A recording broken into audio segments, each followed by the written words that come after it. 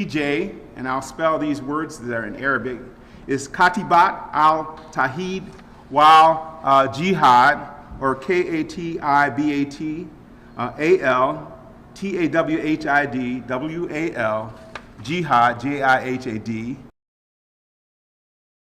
At Tahrir al-Sham, or H-A-Y apostrophe A-T T-A-H-R-I-R-A-L.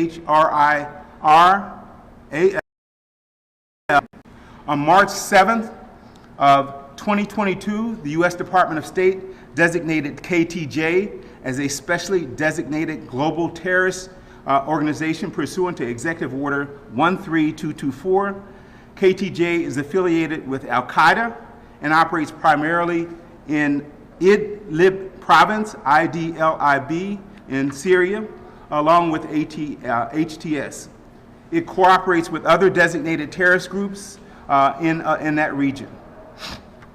On April the 2nd, 2023, Mr. Rahman made 2 outgoing but unsuccessful calls to the publicly listed telephone number for the Yaladad border crossing, that's Y-A-Y-L-A-D-A, border crossing between Turkey and Syria. The border crossing is 35 miles from Idlib, Syria, which is the most prominent northern city in Syria presently under HTS control. He was ready to leave his family, his friends, his school, and his wrestling team.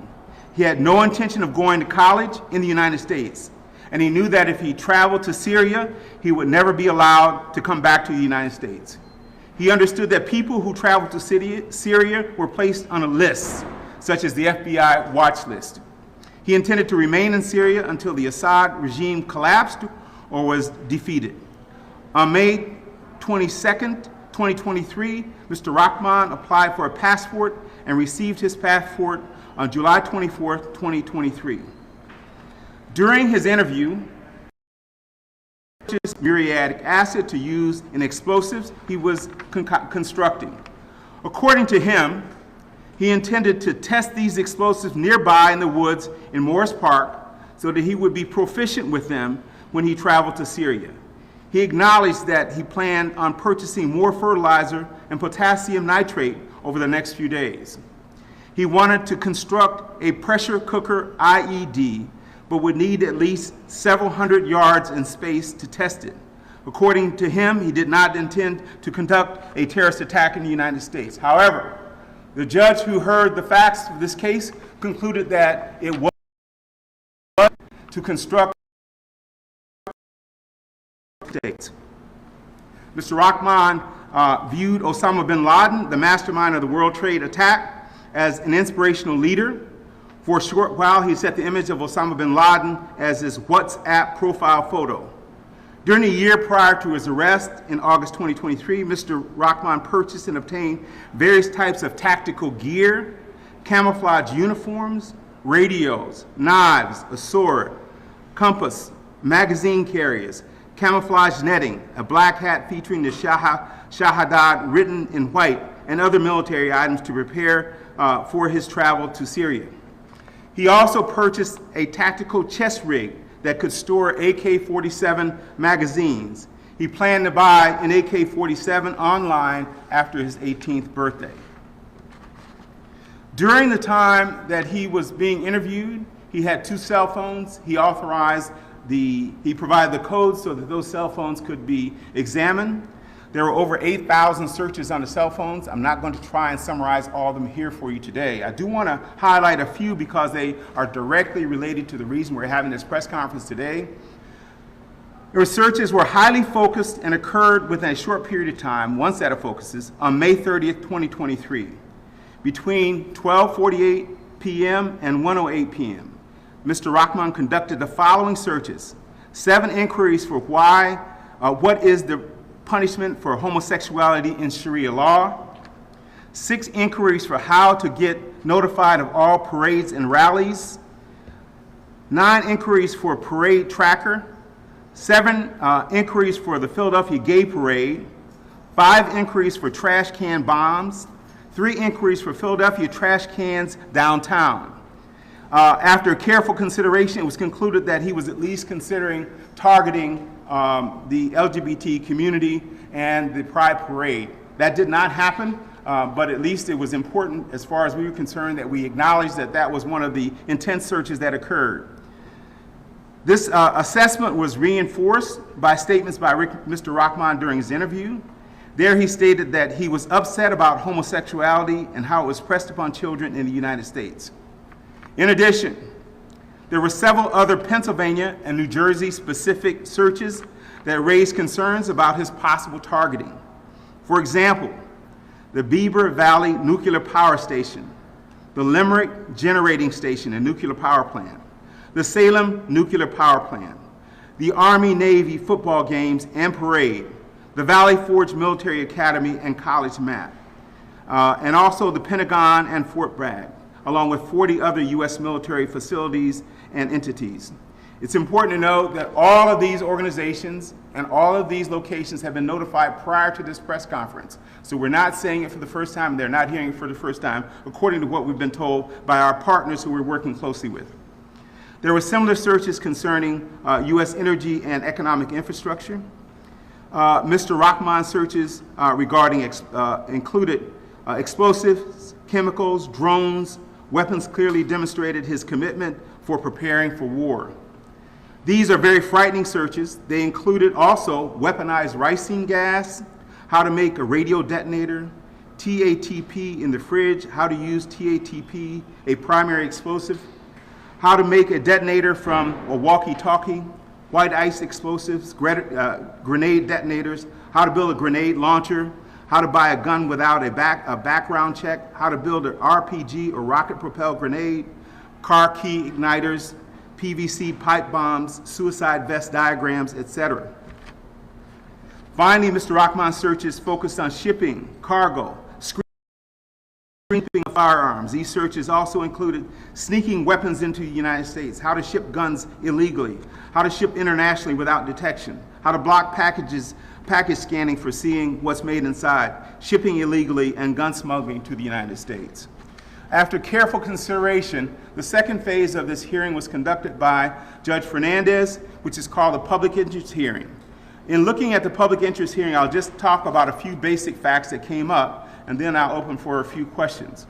The first fact is that the judge has to weigh all the evidence and then determine whether the Commonwealth has made out its case by a preponderance of the evidence, which is more likely than not. This is one of the lowest standards, and we clearly made out our case, as Judge Fernandez indicated during his summary, which lasted for almost an hour.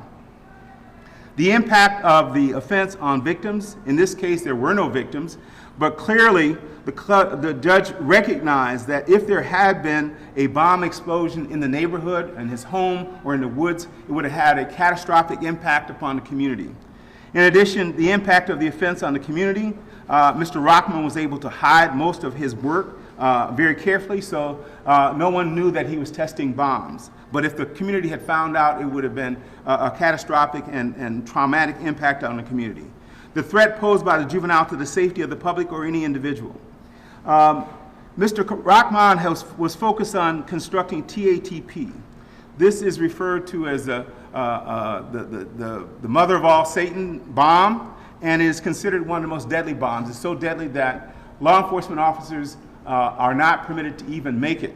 Mr. Rahman not only tested it, he was not successful because he didn't have the right ingredients, but he had the remaining ingredients in a closet in his bedroom, and he was preparing to get more ingredients so he could take it to scale. TATP exploded, would constitute a major bomb in the Philadelphia area.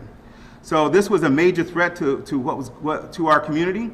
According to statements he made he was a few days away from testing a pressure cooker large enough to require a few hundred.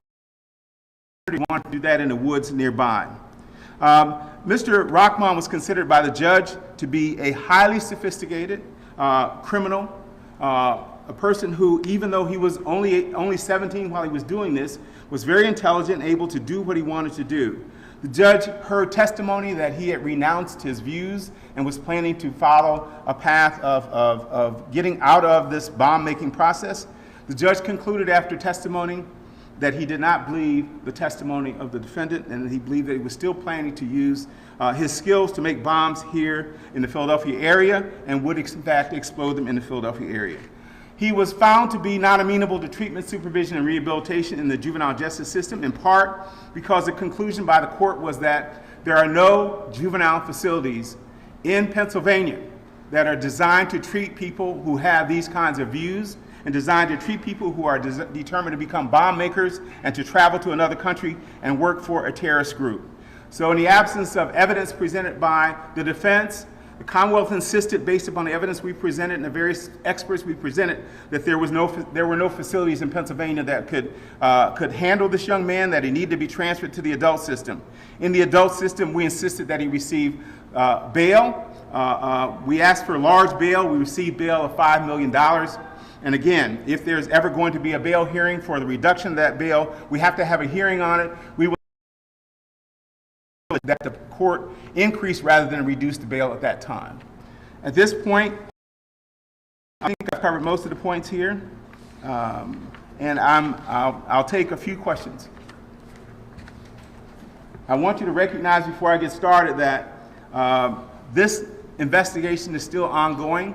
There are multiple law enforcement agencies involved in the process of the investigation. It's widespread. It's both throughout the Delaware Valley and other places. So there are some questions that I simply cannot answer. So let me start with CBS, Mr. Dan Snyder, or Mr. Bill Cedars. ADA, listen to me. I know you rattled off a bunch of those searches. Do you believe he was planning an attack here in our area? Yes, I do. And again, there were 8,000 searches. I reviewed several hundred, not all 8,000. I reviewed them with experts who are expert analysts, not just myself. And the conclusion of the experts was that, yes, he was planning to explode bombs in the Philadelphia area. And I guess if I could follow up with that, do you know how close he was to that point? The experts that testified indicate that he was very close. They couldn't specify exactly how close. However, they concluded that he could explode bombs. He was already had the skill to. The question was bombs to scale, have very large bombs that could blow up, that he could blow up remotely. And they concluded he was not quite ready for that, but he would be ready fairly soon, which is why the arrest and search concluded so quickly after they discovered on the trash pool that the specific bomb that they saw in the trash pool. Okay. Or Rich Lacovara. Hi. Yes. Mm-hmm. Back when it happened, the referred to his father. Anybody else in the home potentially facing any charges? That further.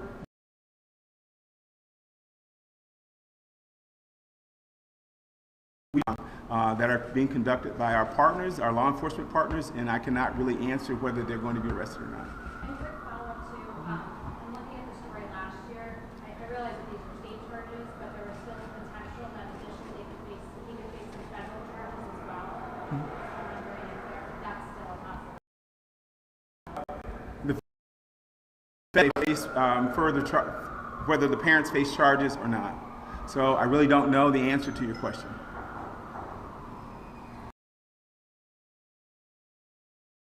Sanchez. We'll ask you in Spanish, I promise. Good, because I can't answer in Spanish. If you want to try Luo, I might try that.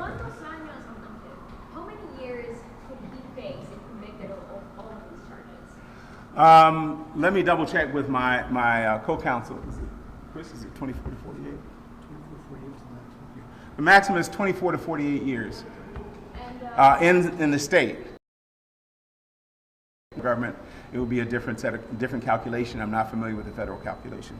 and just a brief recap, how was he arrested? What led to his arrest last year? The specific facts that led to his arrest was that there was a trash pull a few days before the arrest, and in that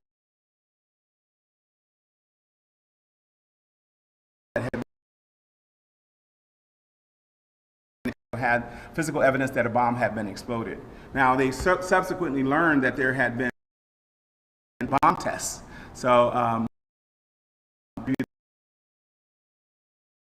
specific evidence was a bomb test. Plus, they had a lot of surveillance that has not been fully indicated to us at this time. So there was somebody tipped off that maybe somebody in that home might be producing explosives, and they kept an eye on that home? Not that I'm aware of. There was surveillance, and I would say that there was surveillance by law enforcement officers of both the activities of the defendant and his family. And that surveillance, along with the bomb that was found in the trash pool, were the evidence sufficient for the arrest. Dina Durante, or Jason Ryan. This is from 10 ABC. Right here. I'm sorry, Deanna, I'm sorry. It looks like he was on the FBI's radar for some time, which is why they were watching, they were going through his trash, they were looking to get that evidence to get him arrested. 12 to 20 bomb tests. Correct. Winfield's not rural. No one called the police. No one noticed what he was doing this whole time. Even when he was under investigation, there was no other alert to all of these bombs were going off in their backyard. I have no indication that there were other alerts. The FBI or no one else. So I'm not sure why. I know that that's all I know. I really don't know the answer to your question other than that. Is that not concerning to all of you that decades after 9/11 see something, say something? 12 to 20 bombs going off. No one calls you. That's the defendant's statement about how loud they were, how large they were. I'm really not able to answer that question. What kind of detonation device was detonation? As I indicated, there are further investigations ongoing, and if we get some answers to those questions, we may be able to share them. But we're here because your office is prosecuting the case. Our office is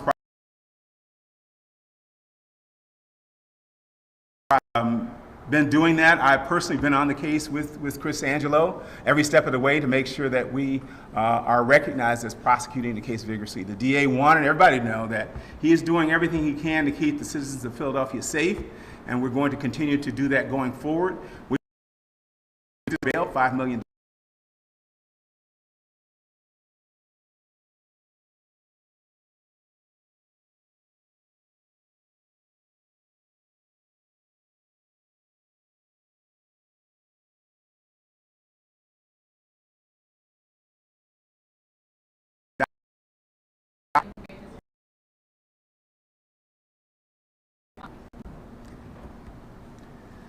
Okay, Mr. David Cerati, 29 Fox. Okay, Greg Payne from 29 Fox. Yeah.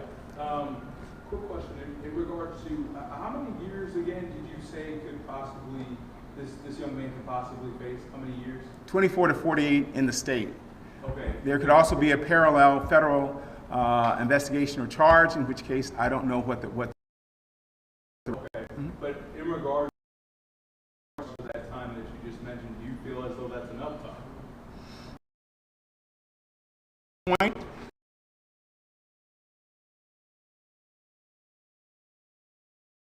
Radicalized, and what it takes to have a person no longer radicalized or de-radicalized or whatever the term is that's used. I don't know the answer to that question, so I'm not going to offer an answer at this time. I do know that we concluded that the remaining 3 years in juvenile was not enough.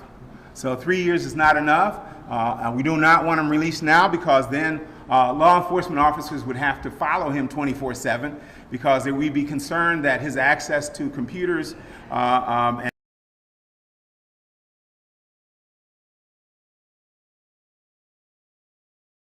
There was a question that was asking in regards to the possible involvement with parents and stuff like that. Correct. You guys, young man might have been working with any others that may be injured. Does it seem to be strictly just he was essentially kind of working alone, or are there others out there that he was kind of working with?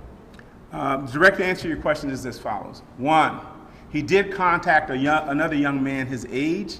That young man indicated he didn't want to have any part to do with him in terms of developing bombs here in the United States or traveling to Syria with him. We've not named that person because we don't believe that we need to have him get involved in this investigation. He has been thoroughly investigated.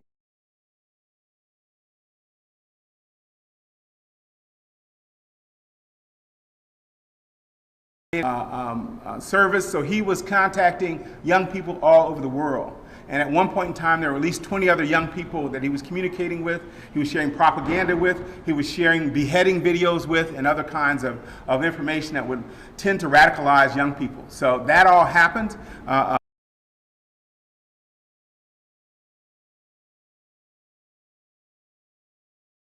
Devices for the last year. Any other people in the Philadelphia region? Was that first person you were talking about that you didn't want to deny, but he demonstrated through he was not involved, didn't want to be involved, text messages and everything else. He wanted no part of this this plan. So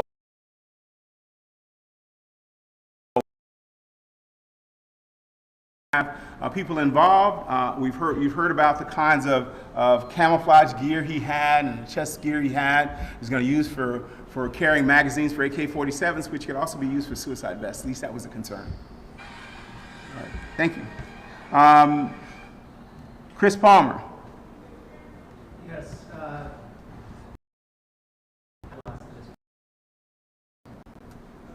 Chris, that's the question people are trying to answer. I don't know. And you don't know. They're trying to find out people who might be similarly concerned and might advise themselves. We don't know the answer to that. Hearings, you were there and you saw him, and I'd leave you with whatever impressions you had of him at that time. And then you admit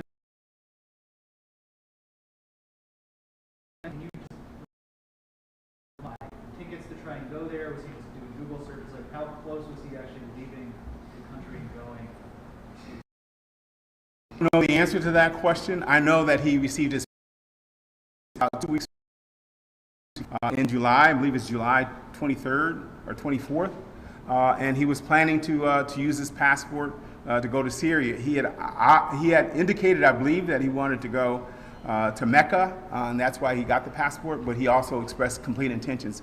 There was every effort to deceive his parents, family, friends, and folks that he knew at school. So his deceptive skills are quite well developed. Chris, any other question? Okay, thanks. Tom McDonald. When you look at this, was it the FBI who was doing the trash polls? Was he on an FBI watch list? Or was it just local through this young man or somebody else who gave you a tip? It was a combination PPD, FBI task force, counterterrorism task force. Task force. And you worked off a tip, which is how you got to him in the first place. The FBI, that was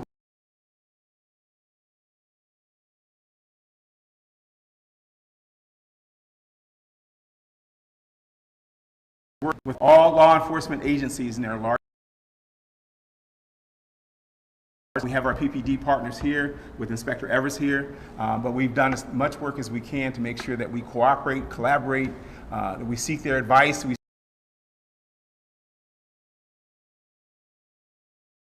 Task force, why would it be federal charges, not local? I don't know the answer to that question. A juvenile, most cases, the feds. I worked before as the administrator of the Office of Juvenile Justice and Delinquency Prevention. In that capacity, I saw that most cases where juveniles were involved were handled at the local level and the state level rather than at the federal level. The federal level has the capacity, but rarely do they follow through on these cases. They don't have a skilled group of folks that are sitting around waiting to handle these cases. For the most part, they can still do that. He's over 18 now, so he's an adult. They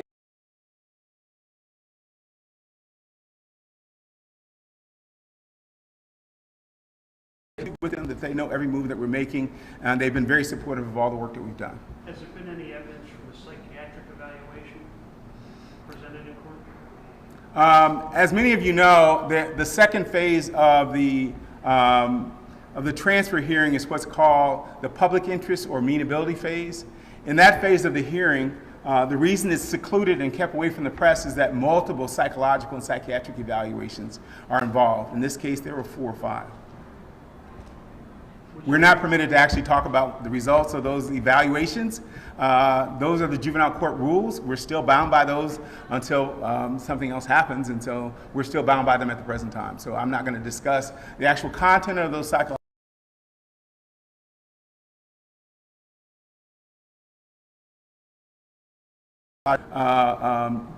other evidence that was presented of a similar nature by the probation.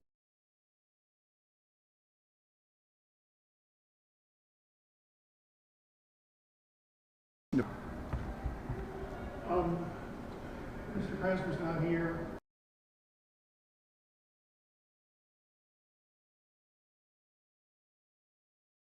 Constitutional viewpoint discrimination by always calling on last. You're not last. You're actually 2 people that follow you. Oh, wow. 3 people that follow you. I wouldn't call on you last. You and I have working relationships, so the answer to that question is we don't have a policy of always calling on you last. No. Wonderful.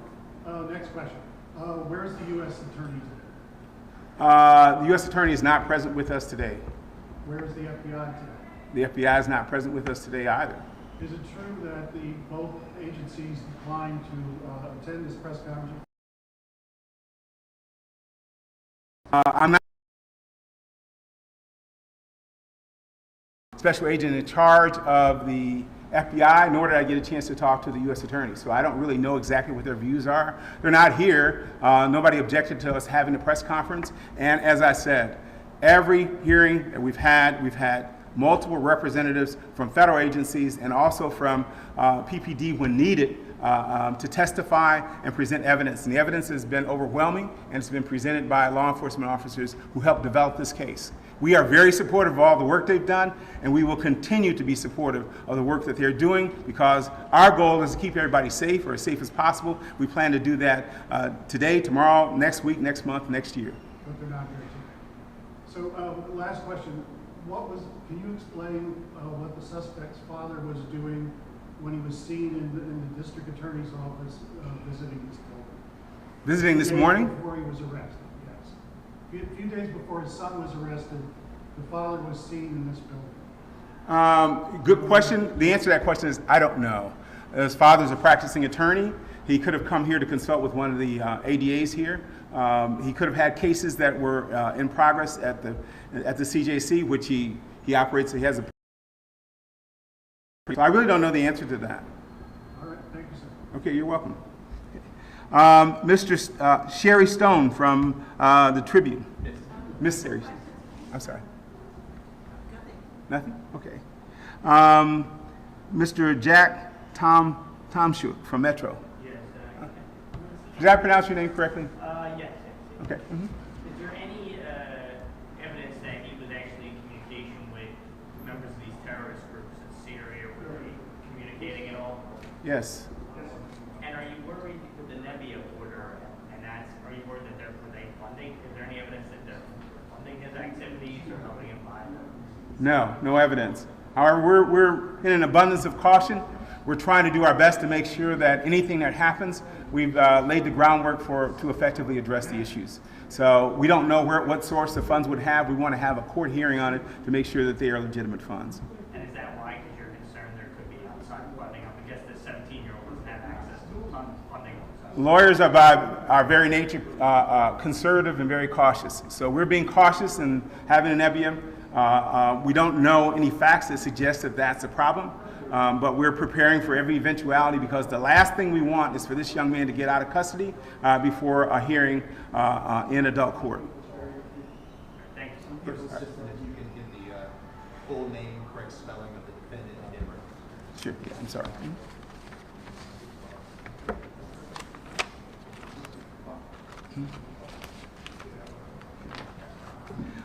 The defendant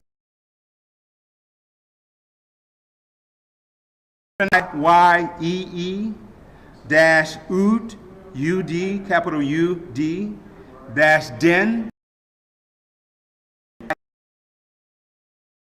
capital ABDUL, dash Rahman, capital R-A-H-M-A-N.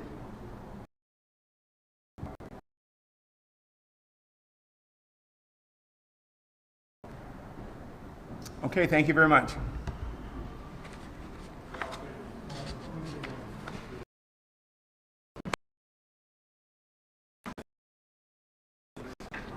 His date of birth? March 5th, 2006. March 5th, 2006, making him 18 this year. DC number by any chance? Do we have a DC number on it? DC number? 23, 19, 2. Questions. Thank you very much.